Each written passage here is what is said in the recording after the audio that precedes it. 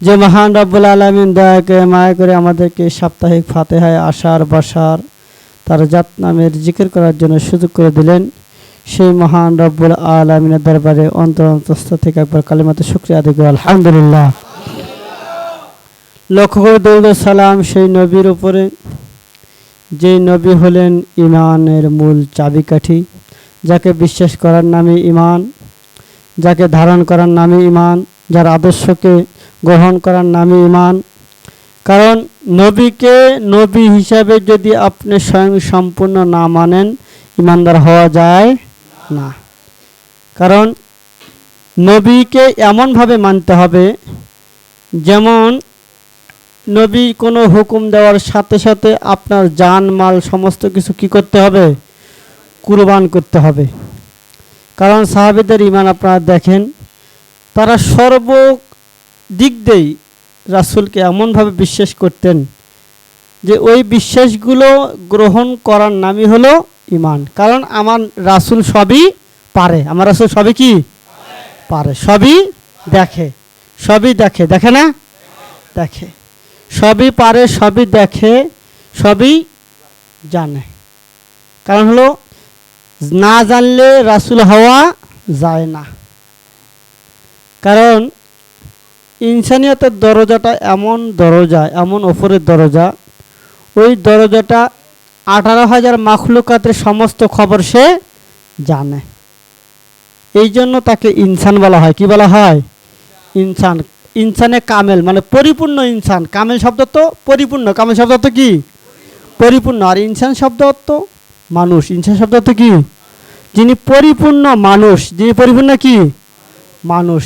ওই পরিপূর্ণ মানুষটা কোথায় যাওয়া হয়? যে আল্লাহর রঙে রঙিন হয়। কার রঙে? আল্লাহর রঙে রঙিন হলে তখন সে হয় পরিপূর্ণ মানুষ। এর আগে তার পরিপূর্ণ মানুষ বলা যায় না। আকার আকৃতিতে অনেক কিছুতেই মানুষ আছে, কিন্তু সবাই মানুষ না। স্বভাবে সবাই মানুষ না, আকারে সবাই, আমরা আকারে মানুষ না, কিন্তু স্বভাবে মানুষ হইতে এখনো পারি নাই। স্বভাব আর আপনার আকার, মুখ আর দিল যখন এক হবে তখন সে হবে কি মানুষ, তখন সে হবে কি মানুষ। আর এই দুটোর মধ্যে যদি ফাঁক থাকে, মনে মনে ফাঁক, তার নাম কি মুনাফিক। তার নাম কি মুনাফিক। নেফাক আছে মানে আমার অন্তরের মধ্যে এখনো নেফাক আছে, নাফাকি আছে। যার অন্তরে নাফাকি আছে সে হলো কি মুনাফিক। কারণ নাফাকি দূর করার জন্যই আমরা এখানে আসছি। নাফাকি দূর করার জন্য আসছি না? নিজেকে শুদ্ধ করার জন্য আসছি না? তাহলে নিজেকে শুদ্ধ করতে হলে মুর্শিদকে, রাসূলকে এমনভাবে মানতে হবে যে আমি যাহা জানি না উনি তাহা জানে, আমি যাহা বুঝি না উনি তাহা বোঝে, আমি যাহা দেখি না উনি তাহা, মানে সর্বদিক দিয়ে উনি আমার চেয়ে অনেক গুণে বড়।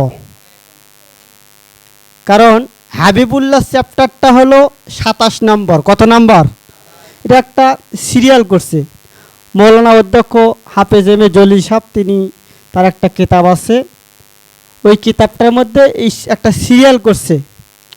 সিরিয়ালের মধ্যে হলো 27 নম্বর সিরিয়াল হলো হাবিবুল্লাহ। কি হাবিবুল্লাহ মানে যার আল্লাহ, যার পাগল, কে পাগল। আর 28 নম্বর সিরিয়াল হলো আল্লাহর অবস্থান। কেরামতে গাউসুল আজম এই বইটার মধ্যে পাবেন আপনারা, শাহজাহানপুর পাওয়া যায়। বইটার নাম হলো কেরামতে গাউসুল আজম। ওই বইটার মধ্যে একটা স্তর করছে, করতে করতে আমাদের নবীর স্তরটা নিয়ে গেছে 27 নম্বরে। কত নম্বরে? 27 নম্বরে। আর আমরা সাধারণ মানুষের স্তর কয় নম্বরে? প্রথম দরজাটা হলো কাফেরের দরজা। কিসের দরজা? যিনি ঢাকে আছে, আচ্ছাদিত করে, যার মধ্যে ঢাকনা পরে আছে, পর্দা পরে আছে, এটা কি কয়? কাফের। কি কয়? কাফের। এই কাফেরের পরে এই কাফেরের দরজাটা অতিক্রম হইলে তাকে বলা হয় মুসলিম। তাকে বলা হয় কি মুসলিম। কখন হয়? তাসলিম শব্দ থেকে মুসলিম শব্দের উৎপত্তি। যিনি আত্মসমর্পণ করে। কি করে? আত্মসমর্পণ। আল্লাহ এবং রসুলের কাছে যিনি স্যালেন্ডার করে, একে বলা হয় মুসলিম। একে বলা হয় কি? এর বাংলা অর্থ হলো আত্মসমর্পণ করা। বাংলা অর্থ কি? আর আরবিতে বলা হয় মুসলিম। আরবিতে কি বলা হয়? মুসলিম শব্দটা কোথা থেকে আসছে জানেন? ইব্রাহিম আলাইহিস সালাম থেকে আসছে। কার থেকে? কথা কোন জোরে কোন? ইব্রাহিম আলাইহিস সালাম। ইব্রাহিম আলাইহিস সালাম থেকে এই মুসলিম শব্দটার উৎপত্তি কোরআনে পাবেন, কোরআনে আছে। এই জন্য মুসলিম জাতির পিতা হলো কে? ইব্রাহিম আলাইহিস সালাম। মুসলিম জাতির পিতা কে? ইব্রাহিম। সূরা হজের মধ্যে আছে। তাহলে ওই ওনার থেকে মুসলিম শব্দটা উৎপত্তি। এই জন্য মুসলিম জাতির পিতা হলেন হযরত ইব্রাহিম আলাইহিস সালাতু ওয়াস সালাম। তিনি কাবা ঘর তৈরি করছে, এই ইতিহাসটা কোরআনে আছে। আদম আলাইহিস সালাম করছে বা এর আগেও যারা করছে, এই ইতিহাসগুলো কোরআনে পাওয়া যায় না, ইতিহাসে পাওয়া যায়। ইতিহাস গ্রন্থগুলো যেগুলো আছে এগুলোর মধ্যে পাবেন, কাসাসুল আম্বিয়ার মধ্যে পাবেন, কিন্তু কোরআনের মধ্যে ডাইরেক্ট পাবেন ইব্রাহিম আলাইহিস সালামের কাবা তৈরির ঘটনা। পিতা এবং পুত্র তারা দুইজন কি করছেন? কাবা ঘর তৈরি করছে। তাহলে দেখেন, এই যে আমরা যে বড় বড় বিল্ডিংগুলোর মধ্যে লিফট ব্যবহার করি না, লিফট আছে না, কি করে? উঠলে টিপ দিলে যে কয়তলা টিপ দিবেন এই কয়তলা চলে যায়। এটা কোত্থেকে আসছে জানেন? ইব্রাহিম আলাইহিস সালাম একটা পাথরের ওপর দাঁড়াইয়া কাজ করত। ইব্রাহিম আলাইহিস সালাম পাথরের ওপর দাঁড়াইয়া যখন উপরে উঠার লাগছে, ওই পাথরটা ওপর অটোমেটিক কইছে ওপরে উঠছে। আবার যখন নিচে নামার লাগছে, পাথরটা আবার নিচে। দেখেন গবেষণা, বৈজ্ঞানিকরা এই ইব্রাহিম আলাইহিস সালামের কাবা ঘর তৈরি করার পাথরটার এইটাকে অনুসন্ধান করে গবেষণা করে তারা লিফট বানাইছে। আর মুসলমান বানায় কি? মোল্লারা বানাইছে কি জানেন? মোল্লারা এই কেমনে বিবি ফতুয়া দিয়ে এনু করতে হইব সেইটা বানাইছে। আরে এইটা পারে কেমন ধাক্কা ধাক্কি লাগান লাগবো, এটা পারে খুব ভালো। আর দেখেন তো বিধর্মীরা কি করছে? কারণ হলো কি, প্রত্যেকটা জিনিসের উৎপত্তি হলো মহামানবেরা। কে? মহামানবী সব কিছু ভালো ভালো জিনিসগুলো উৎপত্তি করছে। এই যে জাহাজ তৈরি করছে, স্টিমার তৈরি করছে, কে তৈরি করছে? নূহ আলাইহিস সালাম। কি তৈরি করছে? নূহ আলাইহিস সালাম সর্বপ্রথম তৈরি করছে। তার থেকে যে এখন বড় বড় স্টিমার, নৌকা, জাহাজ যা কিছু দেখেন এগুলো তৈরি করছে। এই যে প্রত্যেকটা জিনিসগুলোর উৎপত্তি হলো নবী রাসূলগণ, মহামানবগণ। এই জন্য যারা জ্ঞানী তাদেরকে বলা হয় মহামানব। তাহলে ওই মহামানবকে ধারণ করলেই সে হয় ইমানদার। সে হয় কি? ইমানদার। এই জন্য নবীকে ধারণ করতে হবে। নবীকে কি করতে হবে? ধারণ করতে হবে। দেখেন, এক সাহাবীর যুদ্ধ করতে করতে একটা চোখ উঠে গেছে। কি উঠে গেছে? চোখ উঠে গেছে। এখন চোখটা হাতে করে নিয়ে পরিষ্কার করে রসুলের কাছে চলে গেছে। যেমন, ইয়া রাসূলুল্লাহ, আমি তো কিছুদিন আগে বিবাহ করছি, আমার এই চোখটা যদি না থাকে আমার স্ত্রীর কাছে ভালো লাগবে না। তখন বলছে কি, তুমি কি চোখ চাও না আমাকে চাও? ইয়া রাসূলুল্লাহ, আমি চোখও চাই আপনাকেও চাই। দেখেন কি বলছে, চোখও চাই আপনাকেও। এখন রসুল দেখছে সে তো ছাড়তো না, মানে কি চোখটা হাতের মধ্যে নিয়ে থুথু লাগাইছে। কি লাগাইছে? থুতু মোবারক লাগাইয়া চোখটা বসায় দিছে। কয় কেমন দেখো? কয় ইয়া রাসূলুল্লাহ, আমার আগের চোখটা চাই এই চোখটাতে বেশি ভালো দেখি। কারণ ওই সাহাবী জানে আমার রাসূল চোখ লাগায় দিতে পারবে। আমাদেরকে এরকম বিষয় আছে না, খালি মুখে মুখে কই, হুদ আসল জায়গা যায় ঠন ঠন ঠন ঠন। কারণ হলো আমি তো অনেক কিছু পারি না, এখনো কিছুই পারি না। এই দরবারে যদি হাজার হাজার মুরিদ হয়, তার মধ্যে নগণ্যতম মুরিদ হলাম আমি কিচ্ছু জানি না, পারি না, বুঝি না, এখনো কিছু বুঝি না। কারণ হলো এই বুঝটা যখন আসবে তখন তার 10 ইন্দ্রিয় কন্ট্রোল হয়ে যাবে। কি হয়ে যাবে? এই জন্য কইছে না সাধকে, কি লেখছে? এ দেহের হস্ত পদ লিঙ্গ গুজ 10 ইন্দ্রিয় 10 থানার, দেহ রাজ্যে ইলেকশনে হইনার মন রে, দেহ রাজ্যে ইলেকশনে হইনার। এ দেহের জ্ঞান বাবু আর মন মহাজন, চেয়ারম্যান পদ প্রার্থী 2 জন, 10-এ 6-এ এই 16 জন, তারা সেজেছেন মেম্বার। তারা সেজেছেন কি? মেম্বার। কারণ এই 16 জনাই যুক্তি করে ভোট দিয়েছে মন বেটারে, কারে ভোট দিছে? এখন 10 জনের যুক্তি করে তো ভোট দিছে মন বেটা। জ্ঞানবাবু পড়েছে ফেরে, দেহে রাষ্ট্রে চলছে অত্যাচার, দেহে রাজ্যে ইলেকশনে হই না। তাহলে এই আমার এই 16 জন চালাইতেছে মনেরে, কারে চালায়? এখন মন যদি চলে, আমার এই দেহটা আর কন্ট্রোলে, যা চাই তাই করি। এখন আমার তো এই অবস্থা হয়েছে, আমার এই 16 জন তো আমার মনটারে লয়ে গেছে, আমি তো ওই জায়গায় আর নাই। এখন কি করতে হবে? ওই 16 জন যদি আবার পুনরায় ভোট দেয় জ্ঞানবাবুরে, কারে ভোট দেয়? সামনে এক ইলেকশন আছে, যুক্তি নাও জ্ঞানবাবুর কাছে। মন ভোট কেন্দ্র কোথায় বসেছে? শ্রীগুরুগঞ্জের বাজার। কই বসেছে? শ্রীগুরুগঞ্জ। চেনেন শ্রীগুরুগঞ্জ? এটা হলো মাওলা আলী। কে? মাওলা আলীর কাছে যুক্তি নিতে হবে। কার কাছে? মানে মুর্শিদের কাছে। কার কাছে? ওই যদি আপনি এই যুক্তি নেন জ্ঞানের কাছে, জ্ঞান দিয়ে যদি আপনি সংশোধন করতে চান, তাহলে আপনার এই দেহটা কি হবে? আবার ঠিক হয়ে যাব। কারণ আমি তো নিয়ে এসেছিলাম ঠিক, এখন তো হয়ে গেছে কি? আপনি স্বর্ণ কিনতে যান, স্বর্ণ দিব ভালো। যখন কোনো জিনিস বানাবেন তখন কি দিব? কি দিব? খাদ দিত না? কেন খাদ ছাড়া জিনিস বানান যাব? এখন আবার বিক্রি করতে যান, বিক্রি করতে গেলে কি করবো? কারণটা কি? আল্লাহ কিছু আমারে পাঠাইছে স্বর্ণ করে। কি করে পাঠাইছে? আমি কিন্তু খাদ ভরে এই দেহ চালাইতেছি, কারণ খাদ ছাড়া এই দেহ চলতো না। কারণ খাদ আগুন, পানি, মাটি, বাতাস, নূর, এই 5 বস্তুতে তো আমার দেহ তৈরি করছে, করছে না? 4টে বস্তু আমার দেহের মধ্যে ভালো আছে, কিন্তু একটা ভালো, ওইটাই চালায়, ওইটাই চালায় আমার এই নফসটাকে। দেখেন আমাদের তরিকতে ইমাম হাসান বসরি আনসারী রাদিয়াল্লাহু আনহু, তিনি একদিন সফরে বের হয়েছে। সফর করতে গেছে, তখন সামনে তো নদী পড়ে গেছে, নাসুদ সাগর। কোন সাগর? এখন নাসুদের সাগরের মধ্যে আমরা সবাই আছি না? বোঝার চেষ্টা করেন। তখন কি করছে উনি?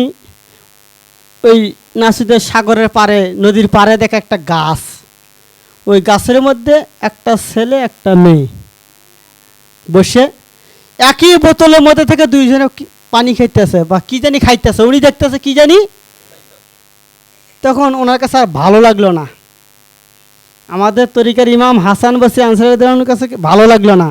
উনি দেখতেছে কি রে, একজন নারী একজন পুরুষ পাশাপাশি বসে তারা একই বোতল থেকে খাইতেছে, তো ওনার কাছে ভালো লাগে নাই। এমন সময় একটা নৌকা আসতেছে। কি আসতেছে? নৌকার মধ্যে যাত্রী হলো 10 জন। কয়জন? আপনারা কিন্তু বুঝে নিয়েন, এই নৌকার মধ্যে যাত্রী হলো 10 জন। এখন ওনাদের কাছাকাছি আসেই নৌকাটা হাবুডুবু খাইতেছে, ডুববো, অলরেডি ডুবে গেছে। তো যে ব্যক্তি নারী আর পুরুষ 2 জনের পানি খাইতেছেন, ওই পুরুষ মানুষটা তাড়াতাড়ি করে নদীতে নেমে 9 জনকে উদ্ধার করছে। কয়জনকে উদ্ধার করছে? কথা কন, কয়জনকে উদ্ধার করছে? 9 জনকে উদ্ধার করছে। আর একজনকে উদ্ধার করতে পারতেছে না, উনি ক্লান্ত। উনি কি? উদ্ধার করতে পারতেছে না। এখন বলতেছে, উনি কইতেছে, হে মুসলমানদের ইমাম, তাড়াতাড়ি করে ওনাকে বাঁচাও, তাড়াতাড়ি করে কি করো? ওনাকে। এখন হাসান বসরি আনসারী রাদিয়াল্লাহু আনহু আশ্চর্য হয়ে গেছে, কি রে, উনি আমার নাম জানে কেমন করে? আমি যে মুসলমানদের ইমাম, উনি এটা জানে কেমন করে? তাড়াতাড়ি করে ওনাকে বাঁচাও, আমার সম্ভব না, আমি ক্লান্ত, কারণ আমার জানি আমি বাঁচাইতে পারতেছি না, তাড়াতাড়ি করে ওনাকে বাঁচাও। এখন হাসান বসরি আনসারী রাদিয়াল্লাহু আনহু চতুর্দিকে লক্ষ্য করে চিন্তা করলেন, তা আসলে বাঁচানোর দরকার। তাড়াতাড়ি করে নেমে কি করলেন? ওই ব্যক্তিকে এই শাহাদাত আঙ্গুল দিয়ে, কোন আঙ্গুল? কথা কন না, কোন আঙ্গুল? শাহাদাত আঙ্গুল দিয়ে ওনাকে ধরে উঠাইলেন। আপনারা অনেকে বুঝছেন, অনেকে বোঝেন নাই ঘটনাটা, যদিও ওনাদের কেরামতের মধ্যে পড়ে, কিন্তু বাস্তবতার মধ্যে আসেন। কারণ আউলিয়াউ কেরামতুন হাক্কুন, ওলিয়াদের কেরামত কি সত্য, ওলিয়াদের কেরামত কি সত্য, হলো বাস্তব, হচ্ছে হলো কি বাস্তব। এটা রূপক কাহিনী গল্প, কিন্তু এটার আসল রহস্যটা কি? রহস্য হলো আমার এই দেহের মধ্যে কয়টা ইন্দ্রিয়, কথা কয় না, কয়টা ইন্দ্রিয়? এই দেহটা একটা নৌকা, দেহটা কি? এই দেহের মধ্যে সবচেয়ে যে ইন্দ্রিয়টা কন্ট্রোল করা সম্ভব না, ওইটা হলো জবান, ওইটা হলো কি মুখ। এই জন্য উনি 9 জনকে কন্ট্রোলে আনছে, কিন্তু একজনকে আনতে পারে, কারণ ওটাকে আনতে হলে লাগবে মৌলা আলীকে। কাকে লাগবে? মুর্শিদকে লাগবে। মুর্শিদকে ছাড়া ওইটা কন্ট্রোলে আনা সম্ভব না। এই জন্য উনি বলছে, মুসলমানদের ইমাম, তুমি তাড়াতাড়ি ওনাকে বাঁচাও, আমার সম্ভব না, আমি ক্লান্ত। এই জন্য কি করলেন আমাদের ইমাম হাসান বসরি আনসারী রাদিয়াল্লাহু, তিনি শাহাদাত আঙ্গুল দিয়ে তাকে কি করলেন? এলেম দান করলেন। কি দান করলেন? এলেম দান করে তার জবানটা বন্ধ করে দিলেন। জবানটা কি করে দিলেন? এই জন্য যারা জ্ঞানী তাদের জবানটা কম চলে, তাদের জবানটা কি করে, মানে ভালো কাজে লাগে, খারাপ কাজে। এই জন্য লালন ফকির বলছে, দোহাই লাগে মুর্শিদ আমার, মনকে চালাও সুপথে। কারণ আমার মন তো কুপথে গেছে। এই জন্য মুর্শিদের কাছে দোয়া করতে হবে, আমার মনকে কি পথে, কোন পথে চালাও? সুপথে চালাও। দোহাই লাগে মুর্শিদ তোমার, আমার মনকে কোন পথে চালাও? সুপথে চালাও। আমি কুপথে চলে গেছি, এই জন্য আমার মুখটা কন্ট্রোলে আসে না। আমার মুখটা অনেক বিজাতি হয়ে গেছে, সে আমার কথা শুনতে চায় না। এই জন্য আমি কিন্তু সূরা ফাতিহার আয়াত তেলাওয়াত করছি, ইহদিনাস সিরাতাল মুস্তাকিম। হ্যাঁ, আমাদের সবসময় দোয়া করতে হবে যে আমাদেরকে সরল সঠিক পথে চালাও। ইহদিনাস সিরাতাল মুস্তাকিম, মুস্তাকিমের পথে চালাও। সিরাতাল্লাযিনা আনআমতা আলাইহিম, যে পথে তোমার অনুগ্রহ, যে পথে তোমার কি অনুগ্রহ, দয়া, গায়রিল মাগদুবি আলাইহিম ওয়ালাদ-দাল্লিন, যারা অভিসম্পদ, যাদেরকে তুমি অভিশাপ দিয়েছো, ওই পথে আমাদেরকে চালায়ও না। এই কথা আবার কোরআনের মধ্যে আরেক জায়গায় বলছে, ওমাই ইউতিল্লাহ ওয়া রাসূলাহু ফাউলাইকা মাআল্লাযিনা আনআমাল্লাহু আলাইহিম মিনান নাবিয়্যিনা ওয়াস সিদ্দিকিনা ওয়াশ শুহাদাই ওয়াস সালিহিন। তোমরা সরল পথ তখনই পাবে, তোমরা যদি সরল পথে চলো, তোমরা ওই 4 শ্রেণীর ব্যক্তির অনুসরণ করো। কয় শ্রেণীর? 1 নম্বর হলো নবী রাসূল, 1 নম্বর কি মিনান নাবিয়্যিন, 2 নম্বর হলো সিদ্দিকিন, 2 নম্বর কি সিদ্দিকিন, 3 নম্বর হলো শহীদ, 3 নম্বর কি যারা আল্লাহর পথে কি করে, যুদ্ধ করে। যারা আল্লাহর পথে কি করে? মুর্শিদ কি আল্লাহর পথে যুদ্ধ করে না? উনি কি শহীদ? উনি কি সত্যবাদী না? উনি সিদ্দিক। আর উনি রিসালাত প্রাপ্ত না? উনি রাসূল। উনি কি সলিহিন, ন্যায়পরায়ণ, যিনি ন্যায় বিচার করে, যিনি সব সময় ন্যায় শিক্ষা দেয়, তিনি হলেন ন্যায়পরায়ণ। তাহলে এই 4টা গুণ কার মধ্যে আছে? কথা কয় না, এই 4টা গুণ কার মধ্যে আছে? মুর্শিদের মধ্যে। এই 4টা গুণ থাকলে সে হয় মুর্শিদ। সেই জন্য তার কাছে আমাদেরকে সদা সর্বদা দোয়া করতে হবে যে আমার মনকে তুমি সুপথে চালাও। সেই জন্য দয়ালের কাছে আকুতি মিনতি, যে দয়াল যেন আমাদের প্রত্যেকের মনকে সুপথে চালায়, আমাদের প্রত্যেকে জানে আমরা নিজেকে কন্ট্রোল করে চলতে পারি। সবাই বলেন আমিন। ওয়া আখিরু দাওয়ানা আলহামদুলিল্লাহি রাব্বিল আলামিন। আসসালামু আলাইকুম ওয়া রাহমাতুল্লাহ।